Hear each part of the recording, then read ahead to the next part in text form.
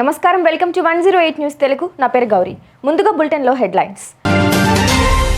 ఆ 3 తేదీల్లోనే శ్రీవారిని దర్శించుకోవాలని అనుకోవద్దు, భక్తులకు టీటీడీ చైర్మన్ విజ్ఞప్తి.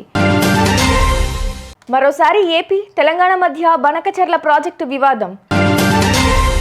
తెలుగులో ప్రభుత్వ ఉత్తర్వులు విడుదల చేయడం పట్ల హర్షం వ్యక్తం చేసిన మాజీ న్యాయమూర్తి. బీఆర్ఎస్ ఎమ్మెల్యే మల్లారెడ్డికి shock, CMR college seize. Rohit శర్మపై విమర్శలు, పిచ్చి పనులు మానుకోండి, సినీ హీరో ఆగ్రహం. వైకుంఠ ఏకాదశి టోకెన్లు జారీ చేయనున్న కేంద్రాల్లో ఏర్పాట్లు వేగవంతంగా జరుగుతున్నాయని టీటీడీ చైర్మన్ బీఆర్ నాయుడు తెలిపారు.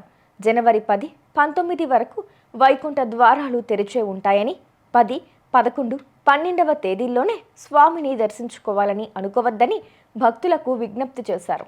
టోకన్లు తీసుకోవాలన్న ఆతృతలో తోసుకోవద్దని సూచించారు. వీఐపీలకు ప్రాధాన్యత ఇవ్వట్లేదని, సామాన్య భక్తులకు అనుగుణంగా ఏర్పాట్లు చేస్తున్నామన్నారు. తెలుగు రాష్ట్రాల మధ్య మరో కొత్త వివాదం తెరపైకొచ్చింది. గోదావరి జలాలను రాయలసీమకు తరలించేందుకు ఏపీ సీఎం చంద్రబాబు ప్రకటించిన బనకచెర్ల ప్రాజెక్టుపై తెలంగాణ అధికారులు అభ్యంతరం వ్యక్తం చేస్తున్నారు. ఈ ప్రాజెక్టుకు అనుమతులు లేవని సీఎం రేవంత్ దృష్టికి తీసుకెళ్లారు. దీంతో తెలంగాణ అభ్యంతరాలను ఏపీ సీఎస్కు పంపాలని ఆయన సూచించారు. అవసరమైతే గోదావరి బోర్డు, కేంద్ర జలశక్తి శాఖకు లేఖలు రాయాలని ఆదేశించారు. ప్రభుత్వం అధికారికంగా తెలుగులో ప్రభుత్వ ఉత్తర్వులు విడుదల చేయడం పట్ల మాజీ భారత ప్రధాన న్యాయమూర్తి ఎన్వి రమణ హర్షం వ్యక్తం చేశారు. తెలుగు భాషలో ప్రభుత్వ ఉత్తర్వులు విడుదల చేయడం ప్రజలందరికీ అర్థమయ్యేలా, అవగాహన కలిగేలా ఉంటుందని అన్నారు. ప్రజల భాషలో పరిపాలన జరగడం అనేది ప్రజాస్వామ్యంలో మరింత బలమైన చిహ్నంగా పేర్కొన్నారు. బీఆర్ఎస్ ఎమ్మెల్యే మల్లారెడ్డికి చెందిన సీఎంఆర్ ఇంజనీరింగ్ కాలేజీని సీజ్ చేసే అవకాశం ఉందన్న ప్రచారం జోరుగా సాగుతోంది. కాలేజీ బాత్రూంలో సీక్రెట్ కెమెరాలు వెలుగు చూసిన ఘటనపై ప్రత్యేక కమిటీని ఏర్పాటు చేయాలని ప్రభుత్వం భావిస్తోందట.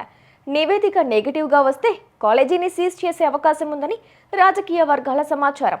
ప్రాథమిక విచారణలో హాస్టల్ నిర్వహణ సరిగా లేదని ఇప్పటికే తేలిందే. దీనిపై సోమవారం క్లారిటీ రానుంది.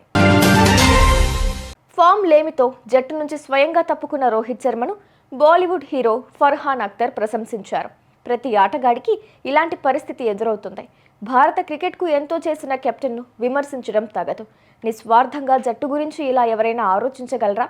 స్ట్రాంగెస్ట్ హార్ట్, మైండ్ ఉన్నవాళ్లే ఇలా చేస్తారు. అలాంటి వారే గొప్ప లీడర్లు.